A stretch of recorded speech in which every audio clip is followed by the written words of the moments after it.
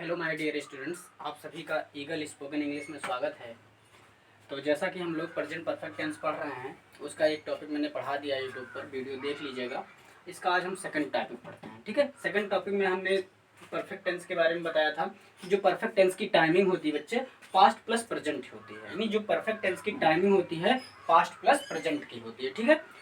इसका मतलब क्या हुआ, यानी एक्शन जो होता है परफेक्ट टेंस का वो पास्ट में ही होता है। यानी जितने भी एक्शन होते हैं बच्चे वो परफेक्ट मतलब पास्ट टेंस में हो जाते हैं, लेकिन उसका इफेक्ट जो है प्रेजेंट में अगर होता है तो हम कौन सा टेंस यूज करते हैं बच्चे? परफेक्ट टेंस यूज करते हैं। बात समझिए। जैसे मैं एक क्वेश्चन दे रहा हूँ, ध्यान सुनिए। जैसे मैंने लिखा we have got freedom. We have got freedom. 1947 में हमें फ्रीडम मिली।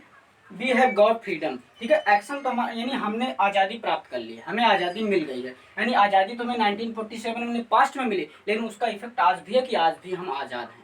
बात समझ आई कि नहीं? यानी परफेक्ट टेंस क्या होता है बच्चे? यानी परफेक्ट टेंस के जितने एक्शन होते हैं वो पास्ट में होते हैं, लेकिन उसका इफेक्ट जो है अगर प्रेजेंट में भी मौजूद है, अगर प्रेजेंट में भी उसका इफेक्ट मौजूद है बच्चे, तो हम परफेक्ट टेंस का यूज करते हैं। क्लियर हुआ? जैसे मैंने यही क्वेश्चन लिख दिया, वी हैव गॉट फ्रीडम, हमने आज़ादी प्राप्त कर ली है। तो 1947 में हमें आज़ादी मिली, 1947 में हमें आज़ादी मिली, लेकिन इसका इफेक्ट आज भी हमें फील कर रहे हैं हम लोग। अब भी हम आज़ाद हैं, तो हम अब भी आज़ाद है, तो ये परफेक्ट टेंस में लिखा गया सेंटेंस सही है।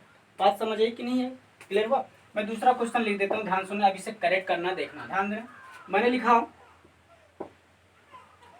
लिखा Ravi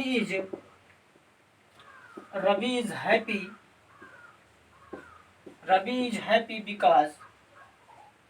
because he won the first prize, ठीक है। मैंने क्वेश्चन लिख दिया Ravi is happy because he won the first prize. अब ये सेंटेंस हमें देखना सही कि गलत, ध्यान सुने। रवि इज हैप्पी, रवि खुश है, बिकॉज क्योंकि ही ओन द फर्स्ट प्राइज, उसने पहली प्राइज जीत ली। हमें पढ़कर इसका मीनिंग निकालने हमें सेंटेंस सही लग रहा है, लेकिन ध्यान दें वह खुश क्यों है? क्योंकि उसने फर्स्ट प्राइज जीती। यानी एक्शन तो ये है, लेकिन इसका रिजल्ट क्या है? खुश होना। बात समझ आई कि नहीं आई? यानी एक्शन तो ये हुआ कि उसने फर्स्ट प्राइज जीती, लेकिन इसका रिजल्ट क्या आया कि वह खुश है। और खुश देख रहे हैं ये प्रेजेंट में है। अगर ये प्रेजेंट में खुश है, इसका इफेक्ट प्रेजेंट, इस एक्शन का इफेक्ट अगर प्रेजेंट में मौजूद है, तो ये सेंटेंस हमारा किस में होना चाहिए बच्चे? परफेक्ट टेंस में होना चाहिए। लेकिन हमने लिखा है कौन सा टेंस? पास्ट इंडेफिनिट टेंस लिखा है, तो हमें लिखना चाहिए इसे he has own the match. He has own the match. बात समझ आई कि नहीं बच्चे? यानी उस एक्शन का ओन द फर्स्ट प्राइज जो है, इसका इफेक्ट जो है प्रेजेंट में मौजूद है, इसलिए हमें यहाँ कौन सा टेंस यूज करना चाहिए बच्चे? परफेक्ट टेंस यूज करना चाहिए। बात समझ आई कि नहीं? नोट कर लें, इसे रेज करते हैं। इरेज करने बच्चे, चलो देखते हैं।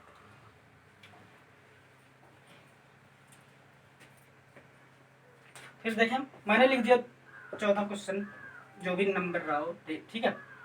मैंने लिखा सरल इज सैड बिकॉज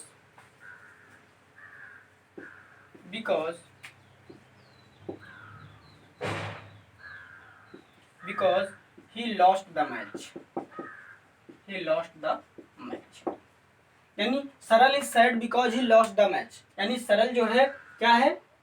दुखी है क्योंकि वह मैच हार गया, ठीक है। लेकिन हम ध्यान दें, सरल इज सैड, वो दुखी प्रेजेंट में है, ये इसका क्या है? रिजल्ट है। ये इसका तो रिजल्ट है, रिजल्ट हमारा प्रेजेंट में है, एक्शन हमारा पास्ट में हुआ है, लेकिन जब एक्शन पास्ट में हो और रिजल्ट प्रेजेंट में हो, तो हमें परफेक्ट टेंस यूज करना चाहिए। और परफेक्ट टेंस इसका क्या होगा बच्चे? He has lost the match. बात समझ आई कि नहीं? नोट करें इसे, चलो इरेज करें बच्चे। ध्यान सुनिएगा, एक क्वेश्चन और दे रहा हूं, ध्यान दें। मैंने लिखा he is sad because he did not get the first prize। ध्यान सुने, he is sad because he did not get the first prize, यानी वह दुखी है क्योंकि उसने फर्स्ट प्राइज नहीं पाई। तो ये भी देख लो, एक्शन हमारा पास्ट का है, एक्शन जो हमारा पास्ट का है, लेकिन इसका रिजल्ट हम देख रहे हैं प्रेजेंट में है। क्लियर हुआ? इसका रिजल्ट हम देख रहे हैं प्रेजेंट में है। अगर रिजल्ट प्रेजेंट में हो, रिजल्ट किस में हो बच्चे, प्रेजेंट में हो, तो हमें टेंस कौन सा यूज करना चाहिए, परफेक्ट टेंस यूज करना चाहिए। यहाँ यूज है बच्चे पास्ट इंडेफिनिट टेंस, हमें लिखना चाहिए perfect tense. He has not got the first prize हो जाएगा, थर्ड फॉर्म लग जाएगा बच्चे, he has not got the first prize. बात समझ आई कि नहीं आई, क्लियर हुआ, नोट कर लें, क्लियर हुआ। देखते हैं बच्चे, एक क्वेश्चन और डील करते हैं, ध्यान दें। मैंने लिखा this is the first time, या this is not the first time, this is not the first time that he came late, he came late. यानी यह पहली बार नहीं है कि वह लेट आया है, अर्थात यह पहली बार नहीं कि वह लेट आया। इसका मतलब क्या हुआ, वो इस समय आया है। ध्यान सुनिए, this is not the first time, यह पहली बार नहीं है कि वह लेट आया, अर्थात ये अभी अभी तो आया है रिसेंट में। यानी ये action this is not the first time क्या हुआ, रिसेंट को शो कर रहा है, और जो रिसेंट को शो करता है बच्चों वो परफेक्ट टेंस में यूज होता है। यहाँ लिखा है पास्ट इंडेफिनिट टेंस, हमें परफेक्ट टेंस लिखना चाहिए, he has come late, he has come late. बात समझिए कि यानी this is not the first time, ये पहली बार नहीं है कि वह लेट आया।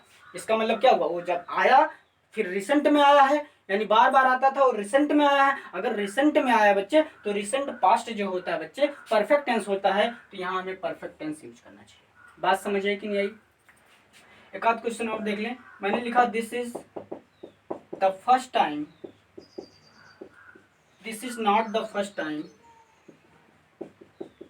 This is not the first time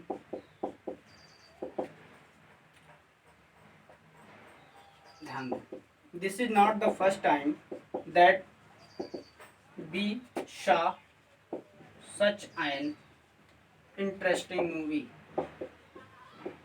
interesting movie।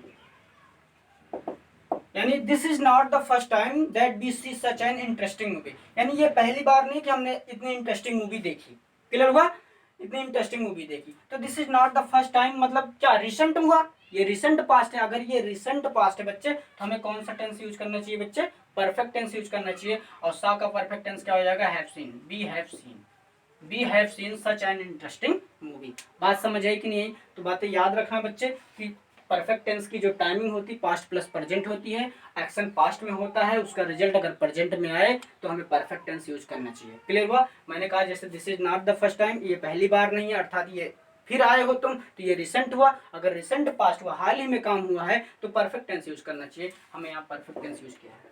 Clear हो बच्चे। तो आज के लिए सभी को हम बाय बोलते हैं। आप वीडियो को देखें, लाइक करें, सब्सक्राइब करें, कमेंट करें। Thank you.